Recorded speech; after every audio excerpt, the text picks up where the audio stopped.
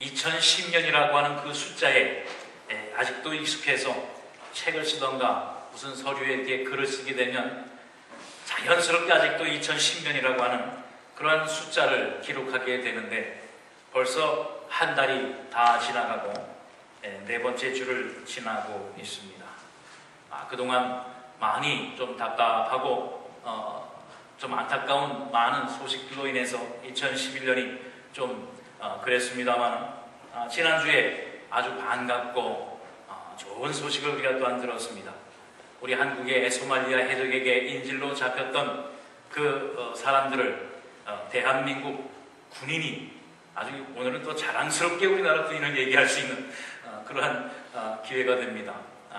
정말 한 사람도 다치지 아니하고 그처럼 정말 영화와 같은 어떠한 사람이 지어낸 스토리와 같은 그러한 사람들이 놀라는, 온 세계가 놀라는 그러한 반가운 소식이 우리에게 있어서 많은 사람들에게 감격을 주었습니다.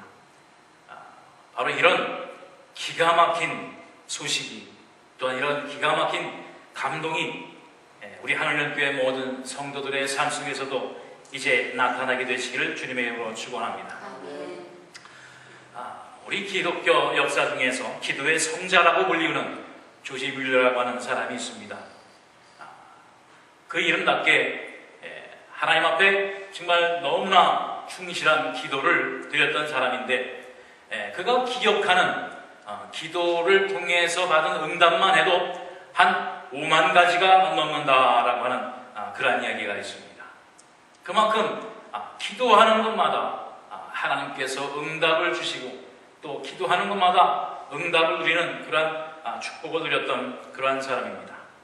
그런데 그 사람이 그 조지 뮬러라고 하는 사람이 그 중에서도 심혈을 기울여서 기도했던 제목이 하나가 있는데 그것은 그 조지 뮬러의 가장 친한 친구인 5명을 위해서 기도하는 거였습니다.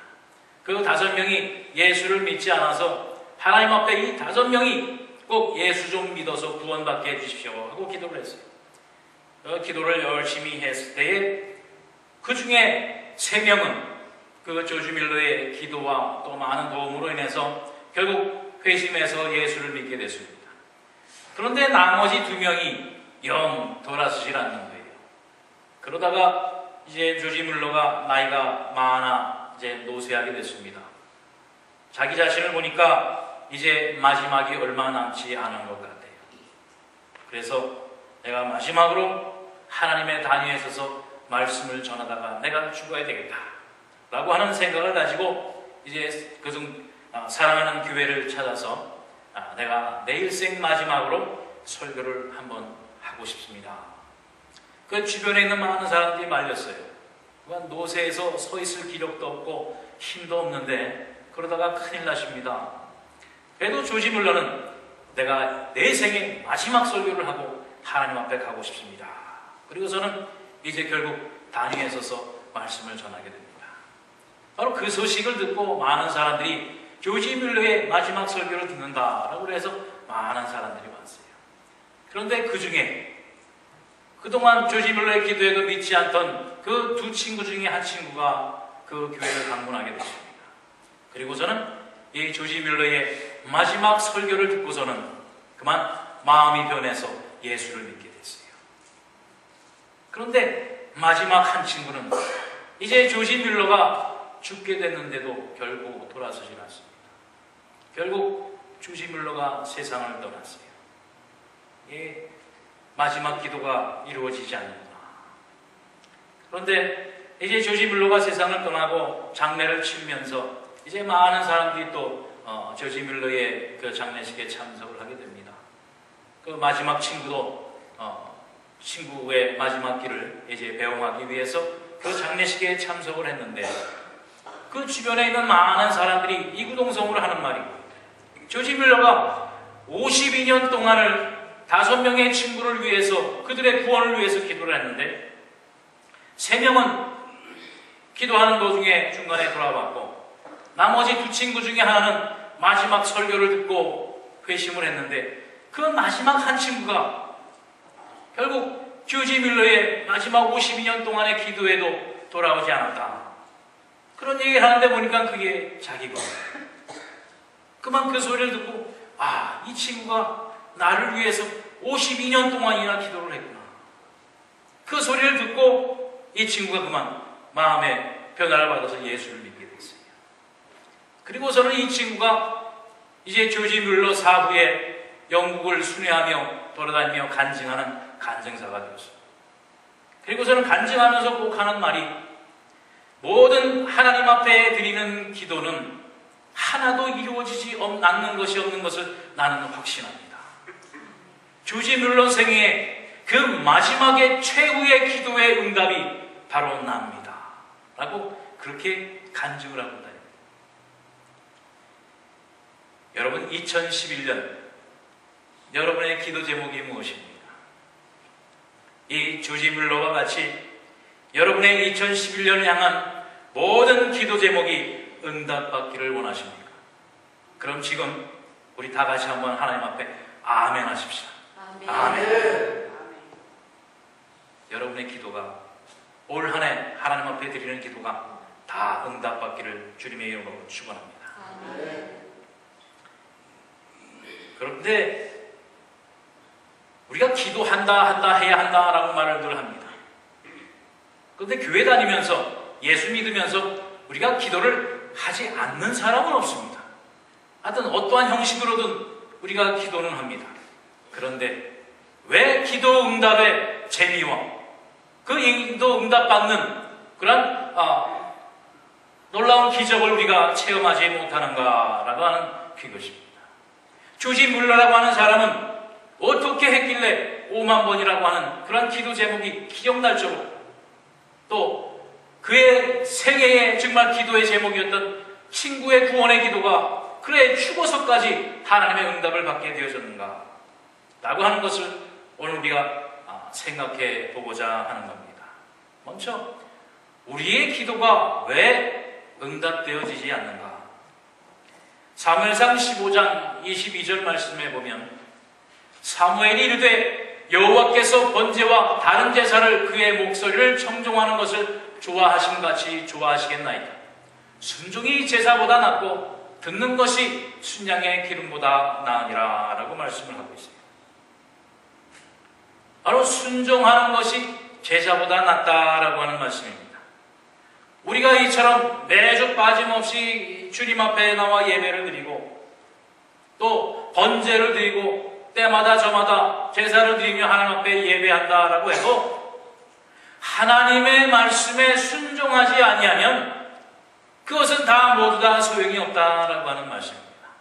다시 말씀드려서 하나님의 말씀에 순종하는 그 순종으로 하나님 앞에 기도하게 될 때에 하나님께서는 응답하십니다. 그런데 순종하는 순종도 없이 그저 내가 하는 일만 내가 예배를 드린다 다른 것으로만 내 행위로만 하나님 앞에 내어놓고 내가 이 정도 했으니 기도 들어주시오 라고 하는 것 가지고는 안 된다라고 하는 것이 순종이 제사보다 낫다고 했어요. 듣는 것이 하나님의 말씀을 듣는 것이 순양의 기름 하나님 앞에 번지르하게 값지게 올리는 제물보다 훨씬 낫다라고 하는 바로 그 말씀입니다. 하나님이 그것을 좋아하신다라고 하는 말씀입니다.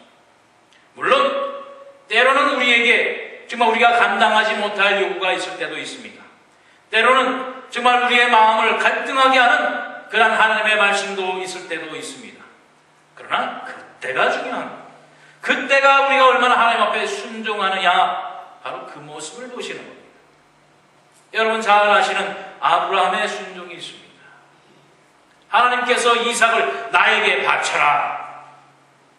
이거는 정말 인간의 상식으로는 미치지 않고는 할 수 없는 요구예요.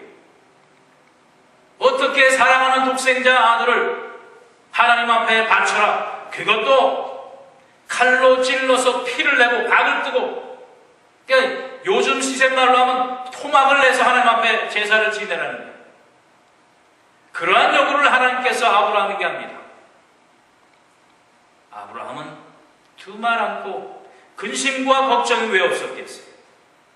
두려움이 왜 없었겠어요? 도망가고 싶은 마음이 왜 없었겠어요?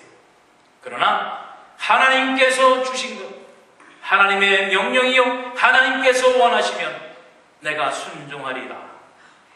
그 이삭을 데리고 모리아산 제단으로 올라가지 않습니다. 바로 그 순종을 하나님은 보시는 겁니다. 순종이 제사보다 낫다라고 분명히 말씀했습니다. 또 오늘 본문에서도 보면 그 사마리아 여인을 예수님이 뭐라고 합니까? 주님 앞에 내 딸을 고쳐주셔서 기도를 하니까 자녀의 떡을 개에게 주는 사람이 어디 있느냐? 다시 말해서 너는 개다. 아니 개만도 못한 사람인데 내가 어찌 귀한 것을 너에게 주겠느냐? 우리 같으면 어떻겠어요? 나를 모르고 내가 아무리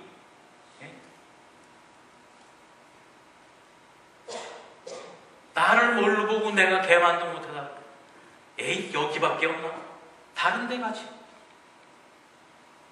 그러나 이 여인은 어떻습니까? 내가 개라도 줬습니다. 개라도 자녀에 떨어진 부스러기라도 주워 먹습니다. 그것이라도 좋으니 나를 불쌍히 여겨주소서. 바로 하나님 앞에 전적으로 순종하게 될 때에 우리 주님이 뭐라고 그랬습니까? 내 소원대로 되리라. 기도의 응답이 거기에서 이루어집니다.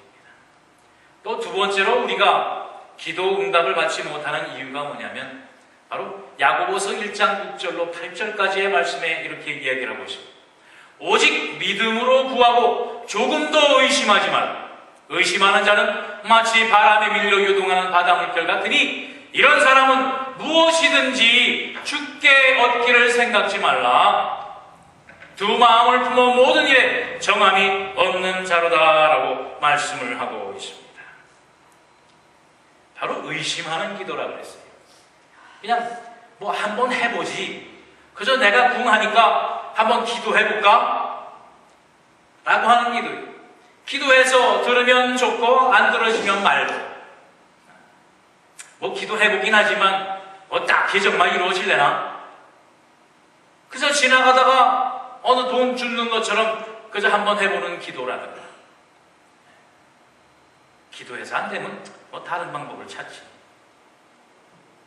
이렇게 의심하고 하는 기도, 그것을 뭐라고 그랬습니까? 두 마음을 품고 하는 기도라고 했습니다. 돼도 그만 안 돼도 그만. 뭐 언제 내 기도 해봤나? 이번에도 뭐 그냥 근데 기도하면 또 안 하는 것보단 마음이 편하니까 한번 해보지. 이러한 두 마음을 품고 기도하게 될 때에 결코 그것은 이루어질 수가 없다. 의심하는 자는 마음이 바로 바람에 밀려 요동하는 바닷물결 같다고 했어요. 결코 평안이 있을 수 없고 결코 하나님께서 주시는 그 응답의 기쁨을 누릴 수가 없다라고 하는 바로 그 말씀입니다.